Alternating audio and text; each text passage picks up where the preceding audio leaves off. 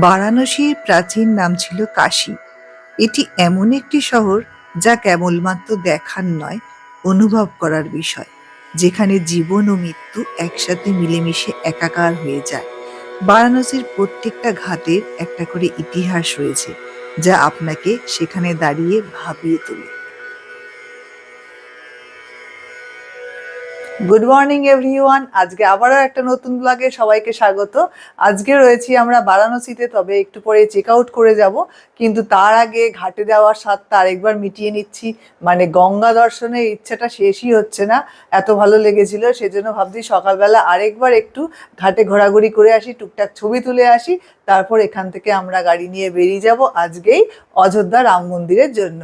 সকালবেলা ব্রেকফাস্ট করে নিচ্ছি ম্যাগি। এই যে আমার ছোট্ট ট্রাভেল কুকারে ম্যাগি বানিয়ে নিচ্ছি। তাছাড়া এখানে কেটলি দেওয়া ছিল, সেগুলো চা বানিয়ে অলরেডি চা খাওয়া হয়ে গেছে, মানে এই যে ছড়িয়ে ছিটিয়ে রয়েছে, ছোট্টটা সংসার পাতা হয়ে গেছে। এই যে ম্যাগি খাচ্ছেন, ম্যাগি ব্রেকফাস্ট টাকা বাঁচিয়ে দিয়েছি ওনার। আর ভালো লাগছিলো না বাইরে একই রকম ব্রেকফাস্ট খেতে, তাহলে আজকে ম্যাগি খেয়ে নিই। মেয়ে খুব ম্যাগি খেতে চাইছিল, তো হয়ে গেল ব্রেকফাস্টটা আজকে। কালকে সন্ধ্যেবেলা খুব হেকটিক শিডিউল হয়েছিল, কারণ এই দশাশ্বমেধ ঘাটে এত ভিড় ছিল, আমি দেখিয়েছিলাম ভিডিওতে। সেজন্য আমাদের মানে যাতায়াতে খুব কষ্ট হয়েছে। তারপরে অটো পাইনি, আর মানে হাজারে হাজারে লোক, ভিড়, গাদাগাদি, গুতোগুতি সব মিলে বেশ কষ্ট হয়েছিল। তাই জন্য একটুখানি উঠতে আজকে দেরি হয়েছে, রেডি ফেডি হতেও দেরি হয়েছে। এখন প্রায় 10:30, এই সময় যাচ্ছি আমরা ঘুরতে। তো এখানে একটা সমস্যা বলি, যে এখান থেকে যেহেতু বড় গাড়ি নিয়ে বা নিজেদের গাড়ি নিয়ে ঘোরা যাচ্ছে না, অটো করেই ঘুরতে হচ্ছে সব জায়গায়। অটো ভাড়া কিন্তু এখানে খুব বেশি, মানে সামান্য একটুখানি রাস্তা, যেগুলো হয়তো নিজেদের শহরে বা কলকাতাতে অটোতে মানে 20 টাকাতে হয়ে যেত, কি তার থেকেও কম লাগতো, আর এখানে সেটা 100 টাকা, কখনো 200 টাকা এরকম দিয়ে যাতায়াত করতে হচ্ছে। মানে রিজার্ভ করে তো হচ্ছেই, কারণ এই পার হেড হিসাবে পাচ্ছিই না সেরকম। যাতায়াতের খরচাটা খুব বেশি, তাই জন্য যত কম যাওয়া যায়, মানে একবার গিয়ে আবার ফিরতে হবে, এরকম ব্যবস্থা করে ঘুরতে বেরোনোই ভালো। বারবার করে কিন্তু তখন যাওয়া যাবে না। আর নইলে যে কোনো একটা ঘাটের খুব কাছাকাছি থাকতে হবে, যেখান থেকে ওয়াকিং ডিস্টেন্স হবে। আমরা যেখানে আছি সেখান থেকে ঘাটগুলো কিন্তু একটু দূরে দূরে। হোটেল থেকে একবারে একটা অচেনা, মানে অচেনা না, একটু আনকমন একটা ঘাটে। এটা হলো নিষাদ রাজ পার্ক, তলিয়ানালা ঘাট, বারাণসী। আসলে বলেছিলাম একটা একটু ফাঁকা ফাঁকা এবং এখানে ভিড় নেই লোকে, সেরকম কোনো ঘাটে নিয়ে যেতে, মানে অটোওয়ালাকে, যেখানে গিয়ে আমরা একটু ছবি টবি তুলতে পারবো আর প্রাণ ভরে গঙ্গাকে দেখতে পারবো। তো উনি এই ঘাটটা নিয়ে এলেন, যেখানে অটো পার্ক করেছে সেখান থেকে জাস্ট দুপা হেঁটেই এই ঘাটটা। তো মনে হচ্ছে ভালোই হবে, দেখা যাক, যাচ্ছি সামনে। সাইডে টুকটাক ছোটখাটো দোকান আছে, এখানেও অনেক নৌকা টৌকা আছে। আসলে এখানে প্রত্যেকটা ঘাটে প্রচুর নৌকা থাকে। তো আমরা নামছি, মোটামুটি পরিষ্কার আছে ঘাটটা। এই যে ঘাটের দৃশ্য, মা গঙ্গা। যদি আরেকটু আগে সকাল সকাল আসতাম, তাহলে একটু রোদটা কম থাকতো, আরো ভালো লাগতো ঘুরতে। এখন তো প্রায় 11টা বাজে যাচ্ছে, কোনো কটকটে রোদ উঠে গেছে। কিন্তু এরকবারে ফাঁকা ঘাট আমরা এরকম টাইপেরই চাইছিলাম, কারণ ওই ভিড় ভাট্টা ঘাটের মধ্যে ভালো লাগছিল না ঘুরতে।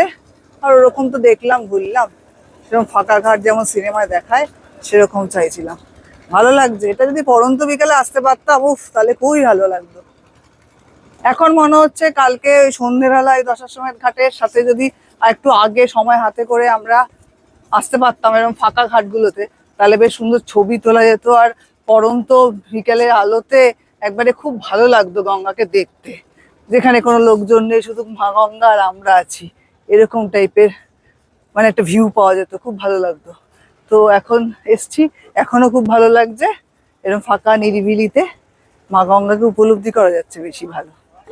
আমার পেছনে গঙ্গা মা, এখানে এরকম সুন্দর সুন্দর বসার জায়গা করা আছে।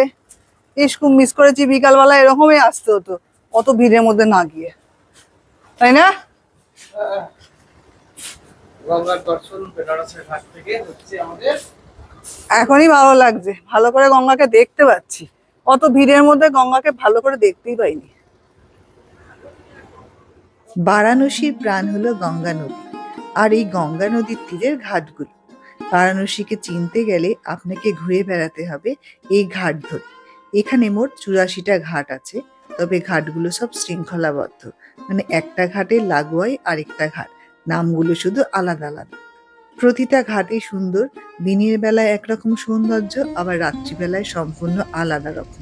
বারাণসীর ইতিহাস আর ঐতিহ্য যদি উপলব্ধি করতে চান, তাহলে এই ঘাটগুলো ধরে হেঁটে বেড়ান।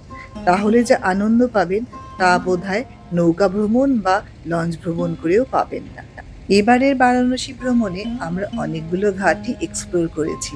যেমন আজকে এই তেলিয়ানালা ঘাটের পর আমরা চলে এসেছিলাম অস্বী ঘাটে, যেগুলো এই শৃঙ্খলাবদ্ধ ঘাটের একদম শেষ ঘাট।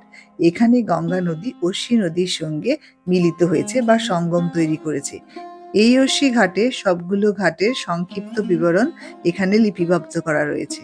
আর এই ঘাটেও সন্ধ্যাবেলায় সন্ধ্যা আরতি হয়। এই ঘাটগুলোতে ঘুরে বেড়ানোর ইচ্ছা কিছুটা পূরণ করে নিয়ে আমরা চলে এলাম এবার হোটেলে। আমরা গঙ্গার ঘাটের থেকে ছবি টবি তুলে চলে এসেছি, মন প্রাণ ভরে ছবি তুলেছি, ভিডিও করেছি, ঘুরেছি। এবারে চলে আসার পরে আমরা প্রায় 1:45 নাগাদ রওনা দিলাম অযোধ্যা রাম মন্দিরের উদ্দেশ্যে নিজেদের গাড়ি নিয়ে। বারাণসী শহরে প্রাণচঞ্চলতাকে ছেড়ে যেতে আমাদের মোটেও ইচ্ছে করছিল না, কিন্তু যাচ্ছি আরো একটা ভালো জায়গায়, অযোধ্যা রাম মন্দির, যেটাও আমাদের খুব স্বপ্নের জায়গা। তাই এখান থেকে বেরিয়ে পড়তেই হলো। বারাণসী শহরের কনজেস্টেড এরিয়া ছেড়ে আমরা বাইরের দিকে বেরিয়ে এলাম। প্রথমে শহরের মধ্যে দিয়ে একটু আসতে হলো, ওই জায়গাগুলো একটু কনজেস্টেড। আমরা তো গুগল ম্যাপের ভরসাতে পুরোটা যাচ্ছি, পুরো গুগল ম্যাপের যেরকম যেরকম দেখায় সেই অনুযায়ী ফলো করে করে। তো এখানে ট্রাফিক সিগন্যালগুলো একটুখানি খটোমটো, মানে নেই অনেক জায়গাতে। আর যেসব জায়গা আছে সেখানে পাবলিক মানেও না সবটা। যাই হোক, আমরা এখন NH ধরে যাচ্ছি, NH 31, সেটা ধরে যাচ্ছি। বেশ ভালো লাগছে যেতে। আর টোটাল যা কিলোমিটার সেটা কভার করে যেতে টাইম দেখাচ্ছে গুগল, আমরা বিকেল 5:20 নাগাদ পৌঁছে যাব। বারাণসী থেকে রাম মন্দির, মানে অযোধ্যা রাম মন্দির, টোটাল ডিস্টেন্স প্রায় 225-26 কিলোমিটার। তো আমরা সেটা কভার করার দেখাচ্ছে গুগলে 5 ঘন্টার মতো। এখন রওনা দিয়েছি। একটু পরে অবশ্য লাঞ্চ করে নেবো, কারণ বেলা হয়ে গেছে বেশ অনেকটাই, প্রায় 1:30 বাজে।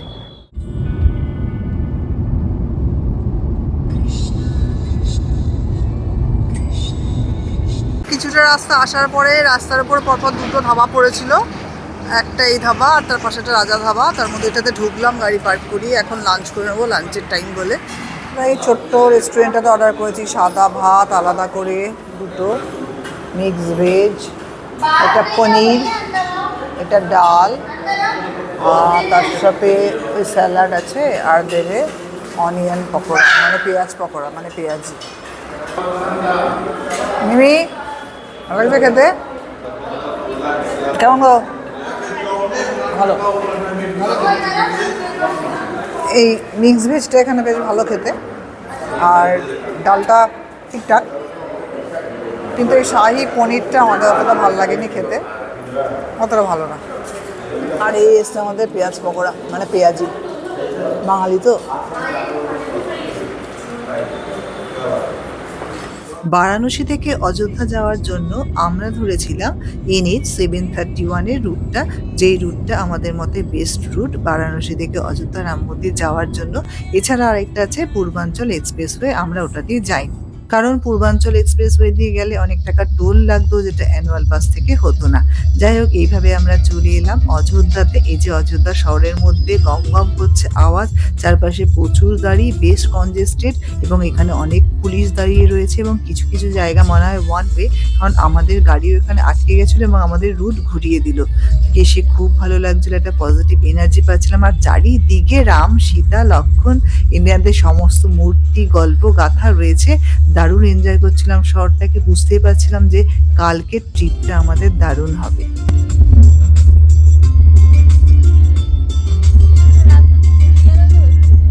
অযোধ্যা রাম মন্দিরের ওখানে এটা হলো আমাদের হোটেল, মানে এটা আমাদের রুম, হোটেল প্রিন্স। এর মধ্যে এটা আছে 4 বেডেড রুম, মানে বেড আছে 4 জনের শোয়ার। বেডটাই বড়, কিন্তু রুমটা বেশ ছোট হয়েছে। আমরা অনলাইনে আগে থেকে বুক করে এসেছি, তারপরে বাই ফোনেও কথা হয়েছিল। এখানে একটা টিভি ক্যাবিনেট আছে, আর আলাদা করে কোনো ওয়ার্ড্রোব বা কিছু নেই। এখানে একটা আয়না লাগানো আছে অ্যাজ এ ড্রেসিং টেবিল, আর একটা টুল, একটা চেয়ার দেওয়া আছে। এই হলো একদম ছোট্ট রুম, আর পাখা আছে, এসি আছে। আর এটা হলো ওয়াশরুমটা। ওয়াশরুমটা নিট অ্যান্ড ক্লিন, গিজার রয়েছে, কিন্তু সাইজে ছোট। ওয়াশরুমটাও সাইজে ছোট, রুম এমনি পরিষ্কার টরিষ্কার আছে, সবই হলো, কিন্তু রুমটা সাইজে না ছোট হয়ে গেল, এটাই আমাদের অসুবিধা হয়েছে। আমরা স্পেস পাচ্ছি না, আমরা যে লাগেজগুলো খুলে রাখবো সেই স্পেস পাচ্ছি না। কিন্তু এই রুমের ভাড়াই নিয়েছে 2,500 টাকা করে, নেগোশিয়েট করে ওই 200 টাকা তো কমেছে, 2,300 টাকা করে পড়ছে। আমরা 2 রাতের জন্য বুক করে ফেলেছি অলরেডি। আসলে পার্কিংয়ের ব্যাপার ভেবে বুক করা হয়েছে, যে পার্কিং আছে যদিও পেছনে। আর অযোধ্যা রাম মন্দির এরিয়াতে কিন্তু প্রচুর হোটেল, বিশাল বড় বড় হোটেল রয়েছে। এবার আমাদের বাজেটে আসতে হবে এরকম দেখছিলাম, অনলাইনে বুক করতে গিয়ে এক একটা বাজেট এত বেশি দেখাচ্ছিল, সেই জন্য আমরা মোটামুটি বাজেটের মধ্যে এটা বুক করেছি। আর এটা হচ্ছে একবারে প্রপার এরিয়ার ওপরে, মানে এখান থেকে রাম মন্দির মাত্র 1 থেকে 1.5 কিলোমিটার দূর, সেই জন্য রেটটা বেশি। আর সেই হিসাবে স্পেস প্রবলেমটা এখানে রয়ে গেল।